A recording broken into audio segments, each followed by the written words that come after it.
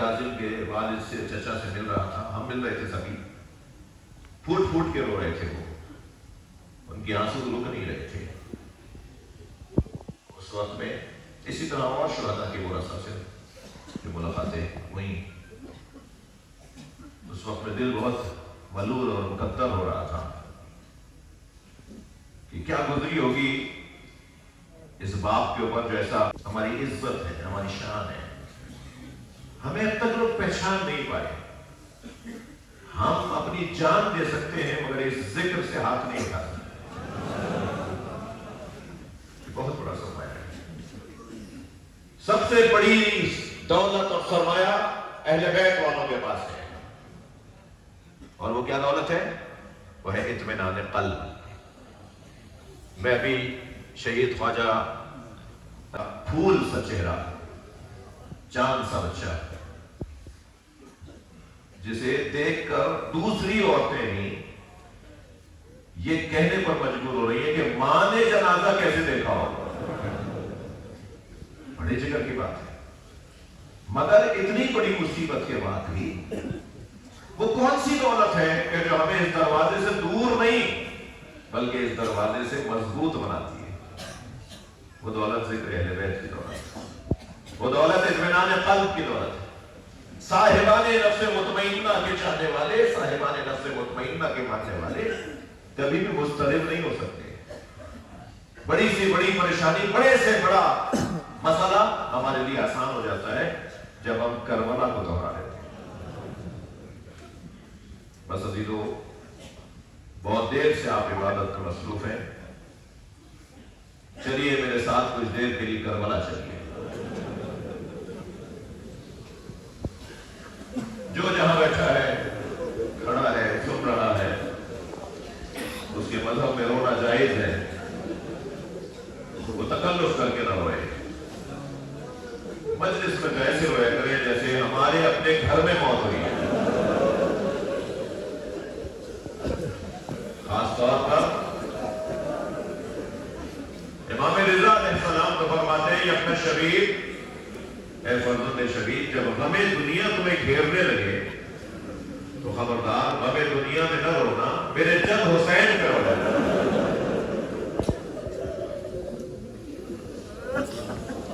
امام جعفر صادق علیہ السلام بلند آواز سے رونے والوں کے لیے دعا کرتے ہیں، دعا فرماتے ہیں، یا اللہ یہ ہمارے عمل کو زندہ کر رہے ہیں، یہ رو کر ہمارے عمل کو، احیاء امر امامت ہے یہ گریہ، احیاء امر امامت ہے۔ اور میرے عزیزوں، میرے جوانوں، میرے بچوں، مجلس سے نکلتے وقت کسی کو تھکا نہ لگ جائے، کسی کو کونی نہ چپ جائے، کسی کو تکلیف نہ آ جائے۔ کیا معلوم امام سجاد آئے ہوئے،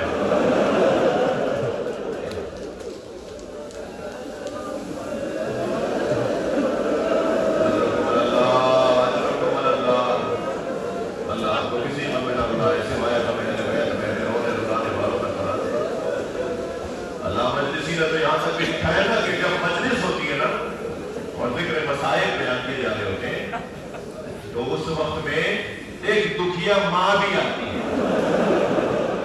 فی یدہا خرقۃ، بیوی کے ہاتھ میں ایک رومال ہوتا ہے،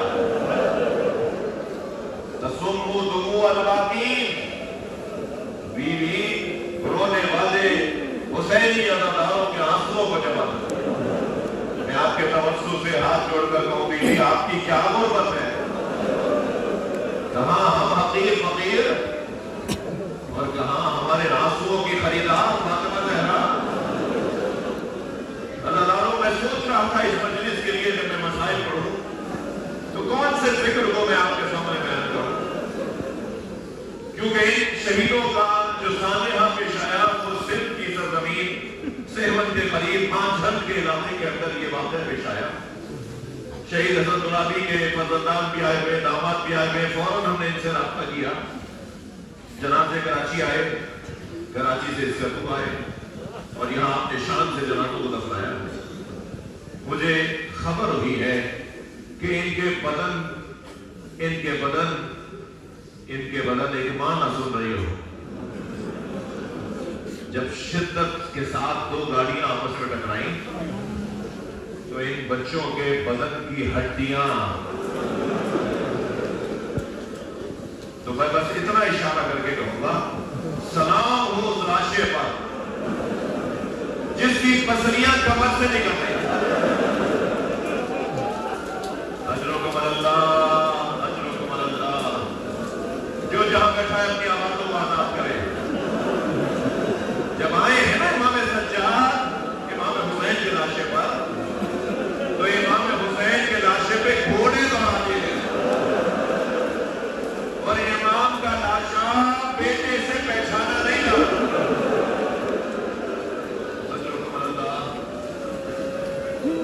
حق ہے ایسی بلند آواز سے ہونے کا۔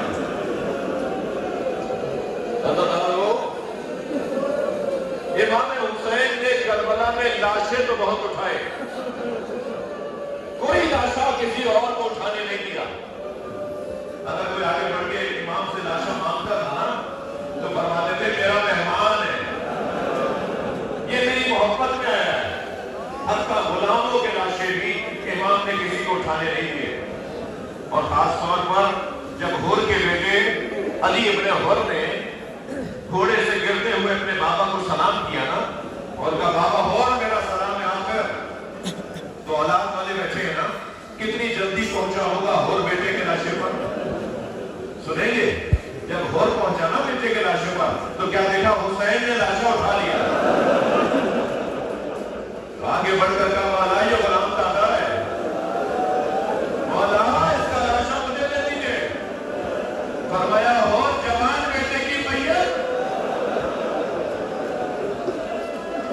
شریعت کے اندر فقہ میں بھی ہے نا کہ باپ بیٹے کی میت نہ اٹھائے مکروہ ہے۔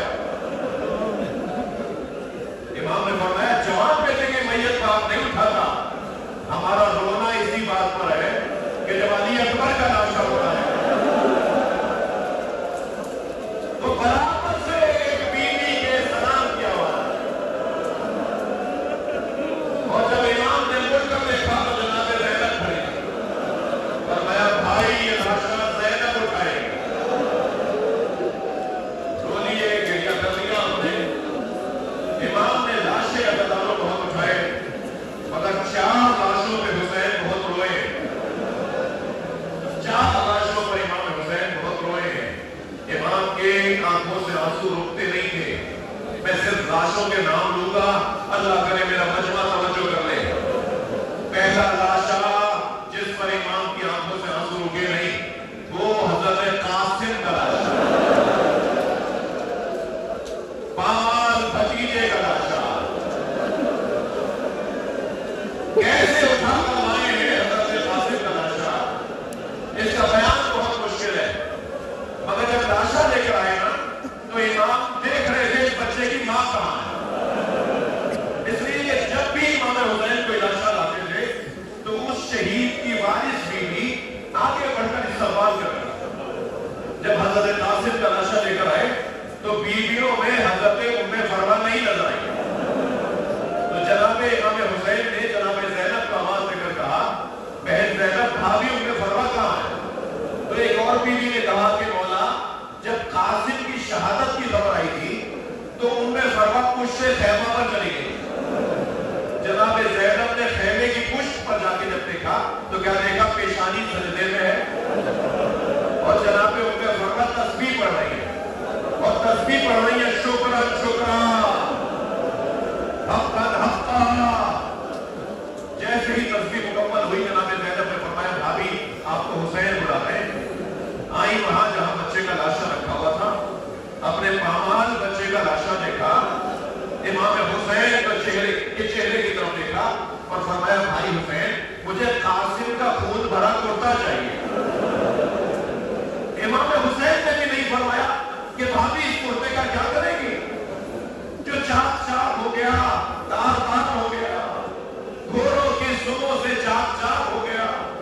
مگر ایک ماں مانگ رہی تھی نا، کچھ ہی دیر میں امام حسین نے خون بھرا کرتا، چاک چاک کرتا جناب ام فروا کو دے دیا۔ بی بی نے وہ کرتا اپنے خیمے میں لے جا کے رکھ دیا۔ عصر عاشور خیمے لٹے، बीवियों की चादरें लूटी गई। 11 मुहर्रम को काफिला कूफा से शाम गया, शाम में असीर रहा, असीरी से रिहाई हुई तो तबर्रुकात वापस आए। हर बीवी ने अपनी अपनी गठरी उठाई हुई थी। जनाब उम्मे फरमा ने भी अपनी गठरी सीने से लगाई। जब ये शाम से करबला गए और करबला से फिर मदीना आए, तो जैसे ही मदीने में काफिला दाखिल हुआ तो बीवी उम्मे फरमा बार-बार कहने लगी, मेरा ऊंट जन्नतुल बकी ले जाओ, मेरा ऊंट जन्नतुल बकी ले जाओ। जब जन्नतुल बकी पहुंची, कब्र इमाम हसन के बराबर बैठी, खून भरा कुर्ता निकाला, इमाम हसन की कब्र पर बैठा दिया। मेरे वाली, तुम्हारे बच्चे की निशानी लेकर आए।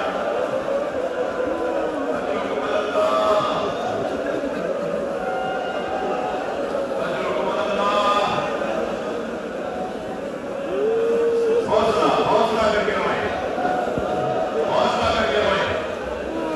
पहला लाशा जिस पर इमाम हुसैन बहुत रोए वो हज़रत कासिम का लाशा। दूसरे लाशे का नाम बता दूं, वो लाशा अली अकबर का लाशा। जवान बच्चों की मजलिस चेलू हो रही है। दूसरा लाशा अली अकबर का लाशा। मैं मुख्तसर करते हुए फिर कह रहा हूं, तीसरा लाशा नाम बताऊं, वो लाशा हजरत अब्बास का।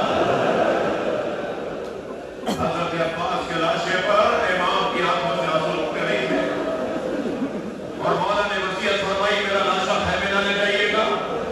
तो लाशा छोड़ कर आए मगर मोड़ मोड़ के देखते रहे।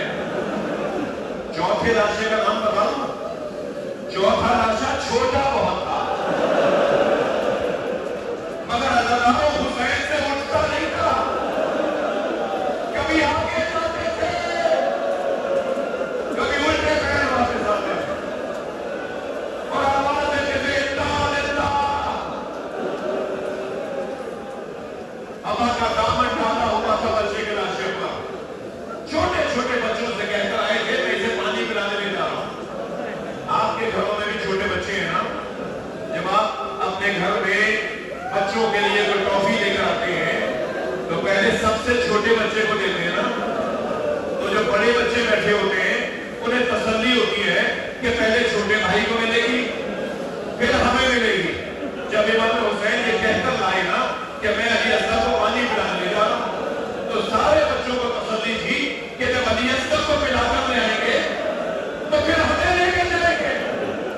जब सामने से सकीना ने आकर देखा, जब सामने से इमाम हुसैन को जनाब सकीना ने आते हुए देखा तो दूर से आवाज लगा के कहा, पापा मैं भी प्यासी हूं। हुसैन क्या बताए कैसा पानी पिलाया है?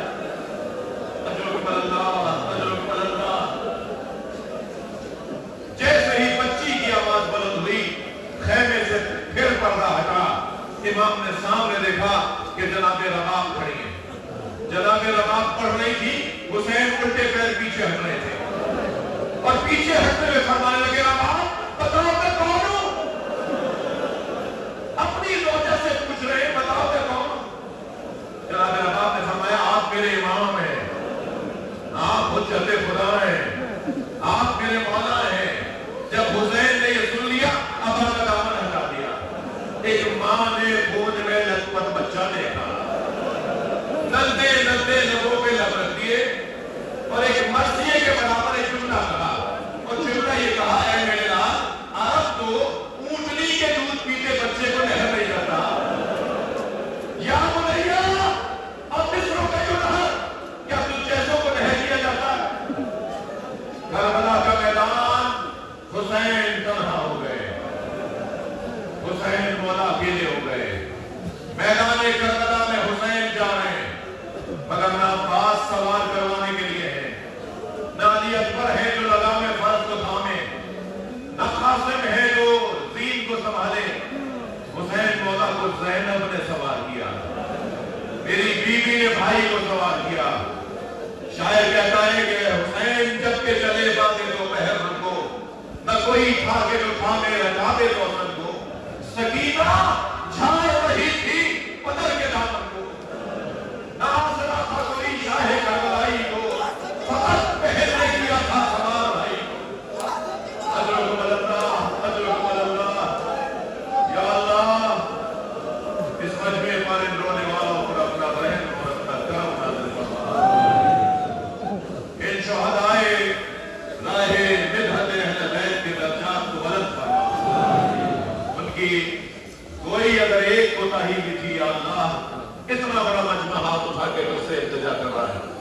ان کی کوتاہیوں سے درگزر فرما، انہیں اس ذکر کے تبسم سے تصدق سے جنت الفردوس امام حسین کا جوار عطا فرما،